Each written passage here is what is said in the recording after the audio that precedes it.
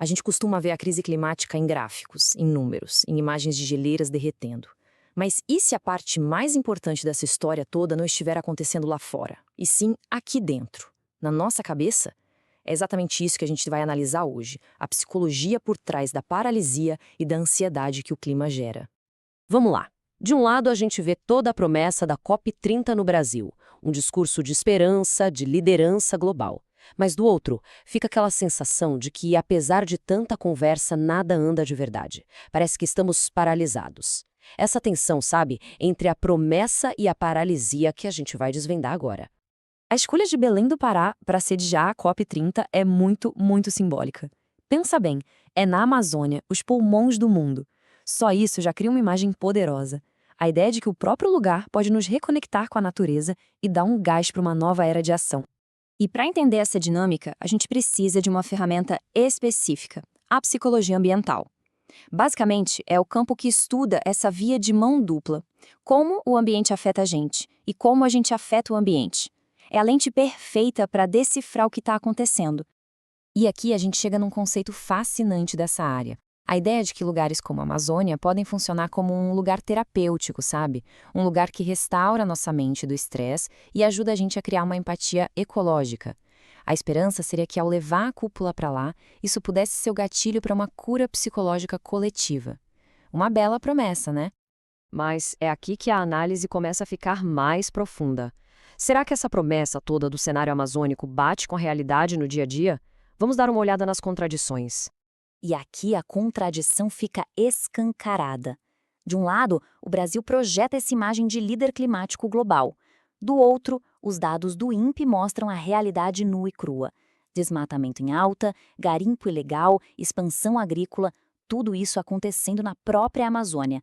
A desconexão entre o discurso e a prática é gritante. E claro, essa contradição não passa batida. Uma olhada nas redes sociais mostra que mais de um terço das conversas sobre a COP30 já são de gente apontando o dedo para essa dissonância, para essa hipocrisia. O público está sentindo que tem alguma coisa que não se encaixa. E essa sensação toda tem um diagnóstico psicológico. O pesquisador Hélder Ferreira chama isso de subjetividade fragmentada. É basicamente a ideia de que, como sociedade, nossos valores, tipo precisamos salvar a floresta, entram em choque direto com nossas ações, que permitem que ela seja destruída. É como se a nossa identidade coletiva estivesse rachada. Essa fragmentação social gera um sentimento que, olha, talvez seja bem familiar, a dissonância cognitiva. É aquele desconforto mental que a gente sente quando vê um projeto sustentável destruindo um ecossistema, ou quando houve uma promessa que a gente sabe que não vai ser cumprida. É a hipocrisia que a gente sente na pele. E essa fratura não é só uma ideia abstrata, não. Ela se manifesta em coisas bem concretas. Obras para a COP que impactam manguezais, comunidades indígenas e ribeirinhas que são quem mais entendem da floresta, sendo deixadas de fora por causa do custo absurdo para participar. Aquele lugar terapêutico corre um sério risco de virar um lugar tóxico.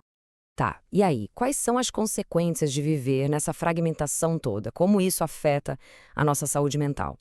Porque viver com essas contradições e ainda por cima, com a ameaça climática constante, tem um preço psicológico muito, muito real.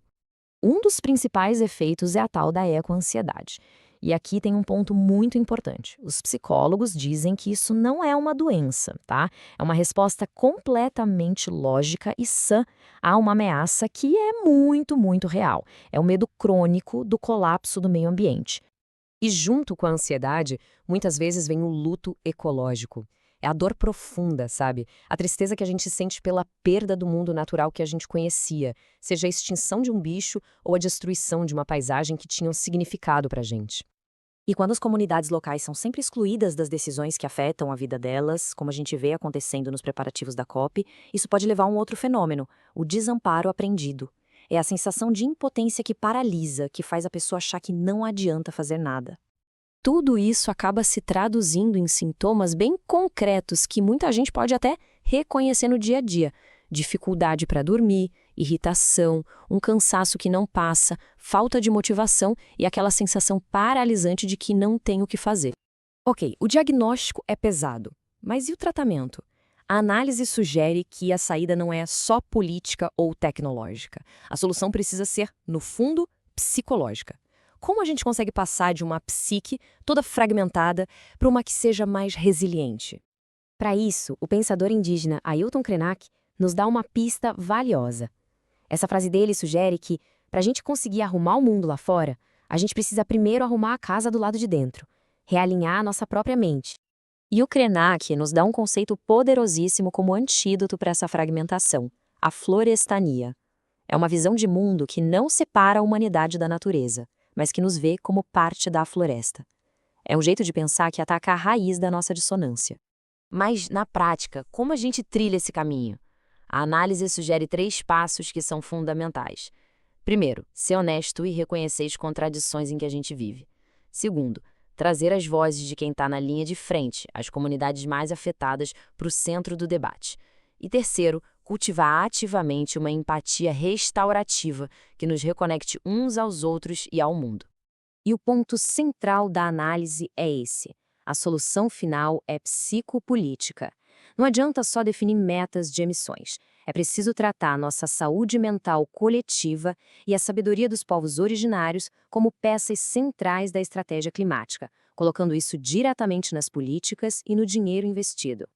E a gente termina com essa pergunta, que fica para reflexão. Essa análise toda nos força a repensar a questão do clima. Talvez a batalha mais importante não seja só sobre o carbono na atmosfera, mas sobre a coerência dentro da nossa própria cabeça.